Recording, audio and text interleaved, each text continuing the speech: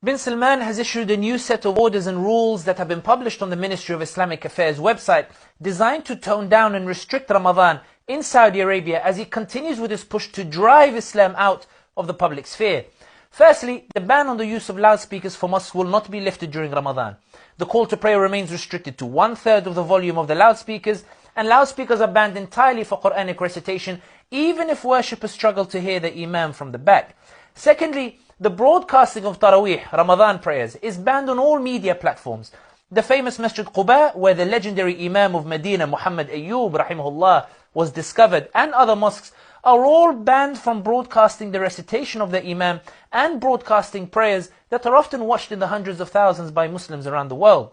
The holy mosques of Mecca and Medina are not expected to be included in this ban. Bin Salman seeks to avoid a backlash similar to last year when he tried to apply this ban to the two holy mosques.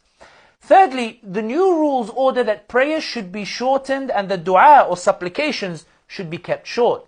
Fourthly, anyone looking to sit in the mosque in the last 10 days for i'tikaf must show ID. In other words, the state apparatus will intimidate worshippers by collecting information for surveillance, a tactic that Bin Ali used in Tunisia to discourage people from going to the mosques.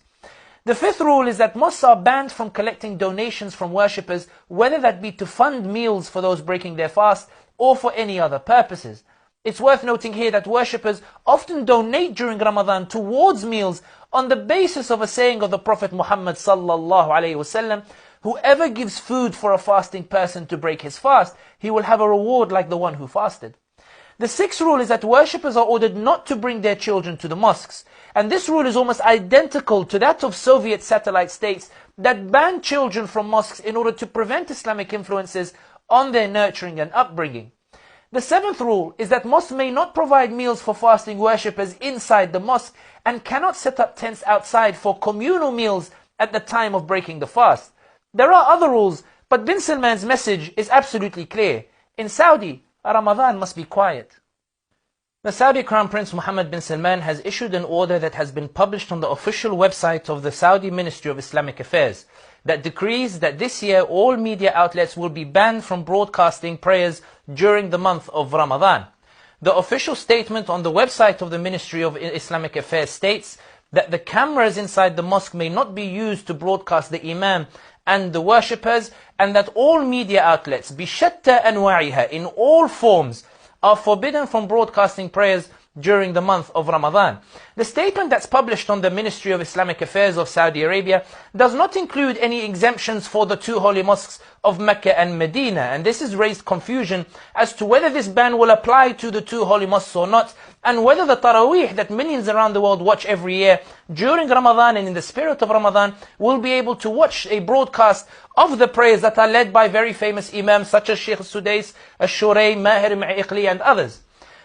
To understand this decision or this order by Mohammed bin Salman, however, it's important to look at it in the context in which it is taking place, in that it is part of this wider trend that is unfolding in Saudi Arabia under Mohammed bin Salman, a trend that has seen bin Salman seek to invite raunchy performers to the kingdom, such as the likes of Nicki Minaj, a trend that has seen bin Salman invite Mariah Carey and host her for concerts, a trend that has seen bin Salman introduce giant raves in the desert, inviting the likes of Pitbull, inviting the likes of David Guetta, a trend that has seen bin Salman introduce the first bikini beach in Saudi Arabia, in Jeddah, a trend that has seen bin Salman significantly reduce the hours that children spend in school studying Islamic studies, Quran, Arabic, in favor of subjects that he says are more closely associated with critical thinking and the aims of Vision 2030. A trend that has seen bin Salman ban the use of loudspeakers for Quranic recitation in mosques, and instead a decree that loudspeakers may only be used at 1/3 of their volume for the call to prayer.